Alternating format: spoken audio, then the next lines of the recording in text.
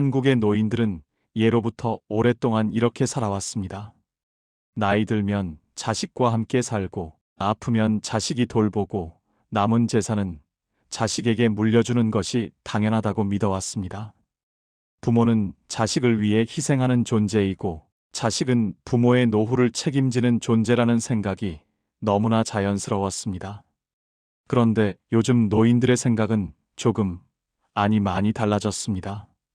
최근 조사에 따르면 몸이 아파 돌봄이 필요해질 경우 자녀나 가족과 함께 살겠다는 노인은 이제 손에 꼽을 정도라고 합니다. 오히려 혼자 살거나 배우자와 함께 지금 살던 집에서 계속 살겠다는 응답이 절반 가까이 됩니다. 예전 같으면 상상하기 어려운 변화입니다. 서울 양천구의 한 경로당에서 어르신들에게 이렇게 물었습니다. 만약 몸이 아프게 되면 어떻게 하실 건가요?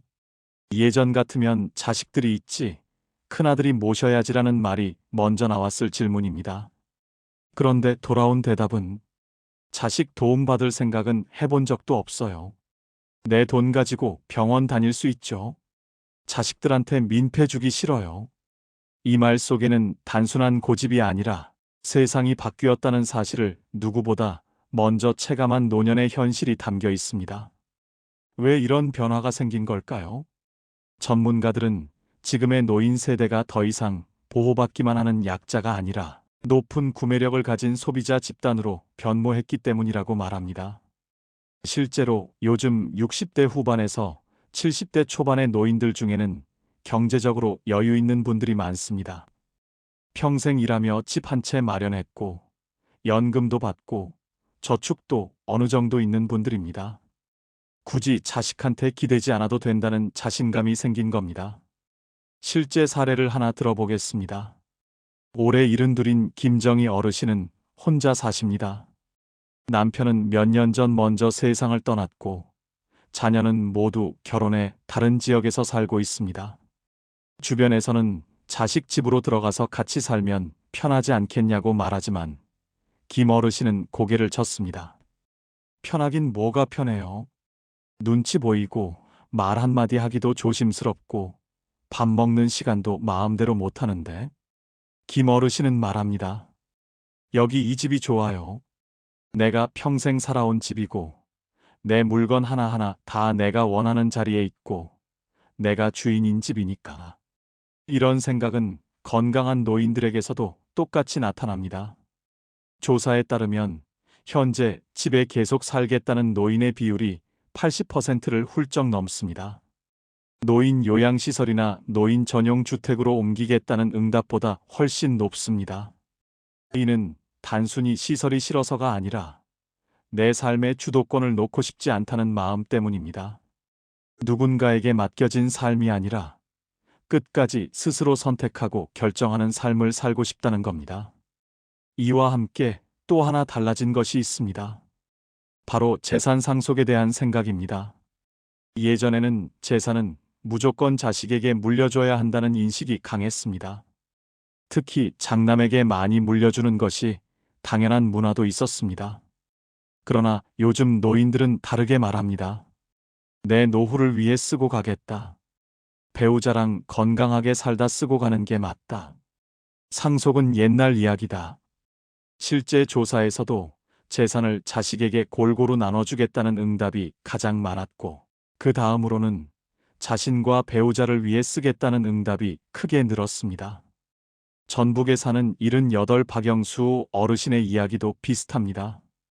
박 어르신은 젊을 때부터 성실하게 일해 집도 있고 약간의 여유 자금도 있습니다.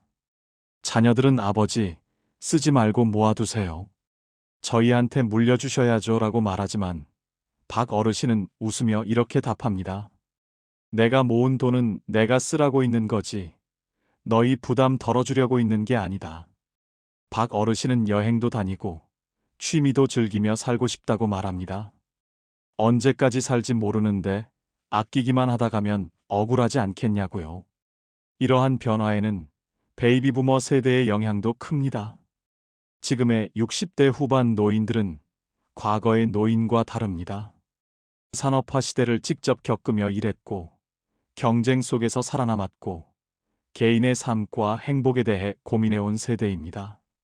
이들은 부모는 자식을 위해 희생해야 한다는 생각보다 나의 인생도 소중하다는 생각이 더 강합니다.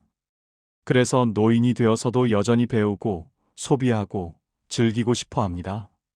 하지만 이렇게 혼자 살고 독립적인 삶을 선택하는 노인이 늘어나면서 새로운 문제도 함께 등장했습니다. 바로 돌봄입니다. 자식에게 기대지 않겠다고 해서 아프지 않는 건 아니기 때문입니다. 혼자 살다 쓰러지면 어떻게 할지, 응급 상황이 생기면 누가 도와줄지에 대한 걱정은 여전히 존재합니다. 이 문제를 해결하기 위한 하나의 대안으로 등장한 것이 바로 인공지능 돌봄 기술입니다. 경기도에 사는 80살 이태순 어르신의 집에는 인공지능 반려 로봇이 있습니다. 이 로봇은 약 먹을 시간을 알려주고 날씨를 말해주고 심심할 때 말을 걸어줍니다. 이 어르신은 말합니다. 혼자 집에 있으면 애가 타잖아요. 근데 얘가 있으니까 하루에 말할 사람이 생겨요. 노래도 틀어주고 이야기도 들어주고 내 자식 같은 기분이 들어요. 위급한 상황이 생기면 살려줘라는 말만 해도 자동으로 구조 요청이 전달됩니다. 또 다른 사례로 집안에 설치된 센서를 통해 어르신의 움직임과 온도, 습도를 실시간으로 확인하는 시스템도 있습니다. 일정 시간 동안 움직임이 없으면 담당자가 바로 연락을 하고 필요하면 방문합니다. 실제로 한 어르신은 아침에 전화가 와서 어르신, 혹시 쓰러지신 줄 알고 전화드렸어요 라는 말을 들었다고 합니다. 불편할 것 같았지만 오히려 누군가 나를 지켜보고 있다는 안도감이 들었다고 합니다. 물론 이런 기술이 모든 문제를 해결해 주지는 않습니다.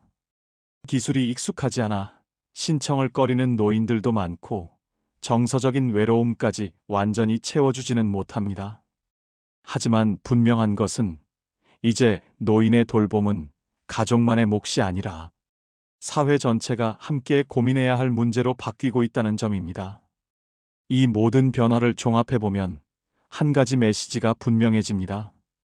요즘 노인들은 더 이상 의존적인 존재가 아닙니다. 스스로 선택하고 스스로 책임지며 자신의 삶을 끝까지 살아가려는 주체적인 존재입니다. 자식과 함께 살지 않는다고 해서 불행한 것도 아니고 재산을 물려주지 않는다고 해서 이기적인 것도 아닙니다. 오히려 자신의 인생을 존중하고 자식의 인생도 존중하려는 선택일 수 있습니다. 이제 우리는 노인을 바라보는 시선을 바꿔야 할 때입니다. 보호의 대상이 아니라 함께 살아가는 동반자로, 도움만 받아야 하는 존재가 아니라 여전히 삶의 주인으로 말입니다. 그리고 우리 모두는 언젠가 그 노인의 자리에 서게 됩니다. 지금의 노인들이 선택한 이 변화는 어쩌면 우리의 미래 모습일지도 모릅니다. 혼자 살지만 고립되지 않고 자식에게 기대지 않지만 외롭지 않고 끝까지 자기 삶을 살아가는 노년. 그 모습이 더 이상 낯설지 않은 시대가 이미 시작되고 있습니다. 오늘 영상이 여러분께 도움이 되셨다면 좋아요와 구독 버튼을 눌러주시고 주변의 소중한 분들과도 함께 나눠주세요.